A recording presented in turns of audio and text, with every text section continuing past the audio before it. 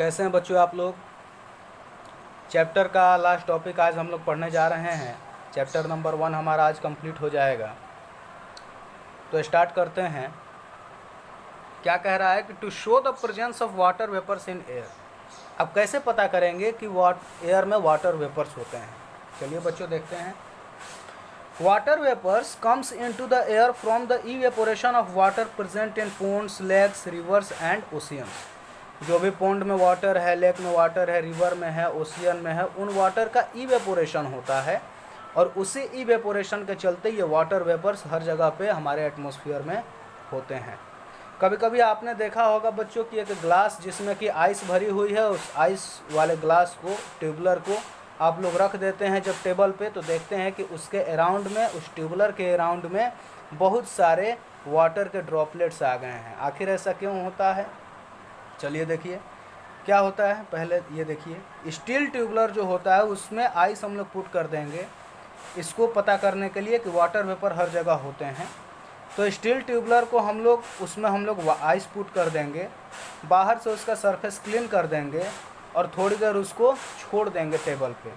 कुछ समय के बाद हम लोग देखेंगे कि tiny droplets of water appears outside the tumbler. तो उस टम्बलर के आउटसाइड में बहुत सारे वाटर के ड्रॉपलेट्स हमें दिखाई दे जाएंगे। तो इसका रीज़न क्या है बच्चों? वाटर वेपर सब काइनेटिक एनर्जी, चूँकि गैसियस स्टेट में है वाटर ना, तभी तो वाटर वेपर बना है, तो इसमें काइनेटिक एनर्जी होगी। They when come in contact with cold tumbler, जब वो ठंडे टम्बलर के कांटेक्ट में आता है, it loses its energy and condenses in the form of water droplets.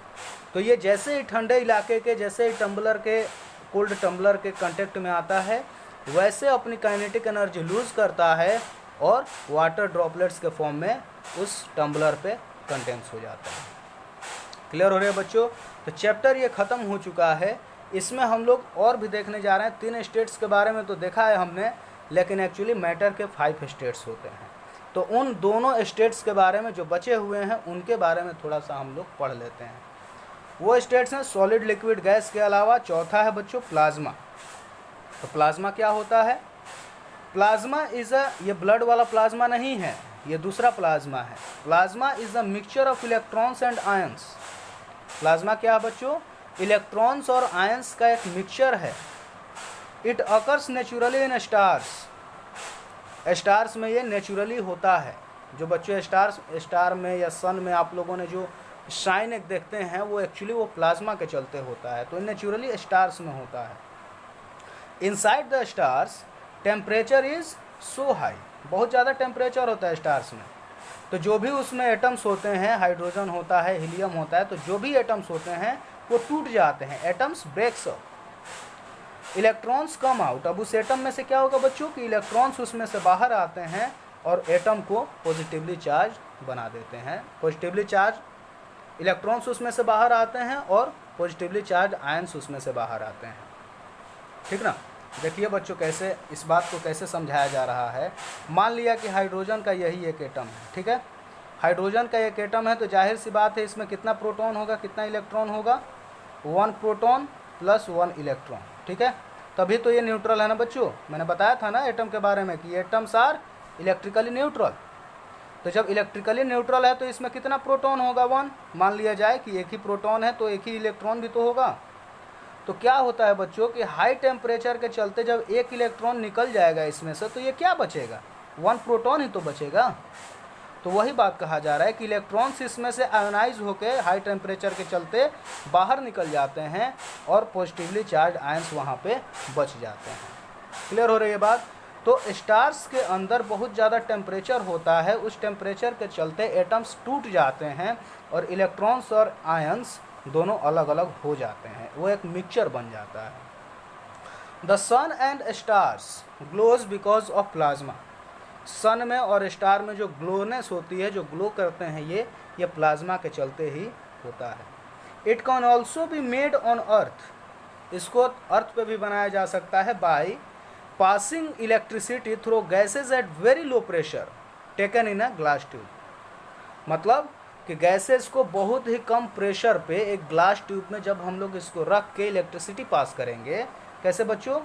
मान लिया जाए कि एक ग्लास का ट्यूब है इस तरह का, इस ग्लास ट्यूब में हम लोग क्या करें कि हाई वोल्टेज हम लोग पास करें। ये क्या है, वोल्टेज सोर्स है, और ये क्या है, ग्लास ट्यूब है। इसमें क्या है, कोई गैस है, और यहाँ पे प्रेशर क्या है, लो प्रेशर है, ठीक है, लो प्रेशर है।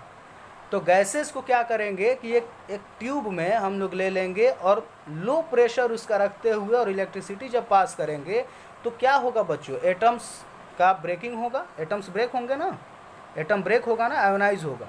आयोनाइज होगा तो क्या होगा, इलेक्ट्रॉन बाहर निकल जाएगा, तो अंदर क्या बचेगा, प्रोटॉन। तो देखिए बच्चों, इलेक्ट्रॉन और आयन यहाँ पे भी तो बन गया। तो सिंपल बात यहाँ पे ये कहा जा सकता है कि इस प्लाज्मा को हम लोग अर्थ पे भी बना सकते हैं। कैसे, कि किसी ग्लास ट्यूब में एक गैस को हम लोग लो प्रेशर पे रख दें और फिर उसमें इलेक्ट्रिसिटी पास कर दें तो प्लाज्मा हम लोग बना सकते हैं। Plasma makes a fluorescent tube और neon sign bulb to glow. मतलब फ्लोरोसेंट ट्यूब मतलब फ्लोरोसेंट बल्ब के बारे में सबसे पहले समझिए आप लोग, फ्लोरोसेंट मटेरियल्स क्या होते हैं। बच्चों, घड़ी की डायल आपने देखा है, कुछ घड़ी आप लोग लगाते हैं तो घड़ी की डायल जो होती हैं, कुछ डायल्स ऐसी भी होती हैं जो कि लाइट जब है तब वो चमकती रहती है, लेकिन लाइट चली जाती है तब भी कुछ देर तक वो दिखाई देती हैं हमें। ऐसा होता है ना, कुछ डायल आपने देखे होंगे ना घड़ी की। तो एक्चुअली वो ही मटेरियल जो होता है वो फ्लोरोसेंट मटेरियल है कि एनर्जी पूरी तरह से कट ऑफ हो जाए फिर भी वो धीरे धीरे अपनी एनर्जी लूज़ करता है और कुछ समय तक हमें डार्क में भी वो दिखाई देता है। तो ऐसे मटेरियल्स को हम लोग कहते हैं फ्लोरोसेंट मटेरियल्स। तो फ्लोरोसेंट ट्यूब्स, ठीक ना, प्लाज्मा की हेल्प से फ्लोरोसेंट ट्यूब्स बनते हैं। साथ ही साथ नियॉन बल्ब्स आपने देखे होंगे, जैसे कि शादियों में लिखा जाता है ना कि ये विड्स, ये उसके बाद से डेट वहाँ पे लिखा होता है, वो एक्चुअली क्या है, उसको हम लोग कहते हैं नियॉन साइन बोर्ड। तो neon sign board, neon bulbs, ये सब में उसमें प्लाज्मा का इस्तेमाल किया जाता है। अब आगे हम लोग चलते हैं बच्चों, पांचवा स्टेट है मैटर का, बोस आइंस्टाइन कंडेंसेट, जिसको कि 1920 में बोस ने और आइंस्टाइन ने इसको बनाया था।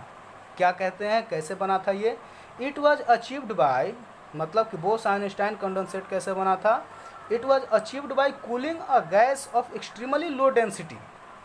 एक गैस है जिसकी डेंसिटी बहुत ही कम है, about 100,000 the density of normal air. मतलब कि नॉर्मल एयर से 100,000 गुना कम, ठीक ना, 100,000 तो मतलब कि बहुत ही कम डेंसिटी है इसकी। कोई भी गैस, एक गैस हम लोग लेते हैं जिसका कि सिंपल जो एयर हम लोग ब्रीथ करते हैं उस एयर से इसकी डेंसिटी बहुत ही कम है, 100,000 टाइम्स। और उसको हम लोग सुपर लो टेम्परेचर पे जब उसको कूल करते हैं, ठीक ना, एक बहुत ही कम डेंसिटी वाली गैस को सुपर लो टेम्परेचर पे जब हम लोग कूल करते हैं तो हमें क्या ऑब्टेन होता है बच्चों, बोस आइंस्टाइन कंडेंसेट। तो यही है मैटर का पांचवा स्टेट। तो बच्चों, ये चैप्टर ख़त्म हो चुका है। जो भी आप सबके कन्फ्यूज़न हैं वो सारे कन्फ्यूज़न हमसे आप लोग अपने आप से करने की कोशिश करिएगा। अगर कुछ नहीं होगा तो हमसे डिस्कशन करिएगा उसके बारे में। चलिए, आज की क्लास इतनी ही रहने देते हैं, कल हम स्टार्ट करेंगे कोई दूसरा चैप्टर। आज के लिए बस इतना ही।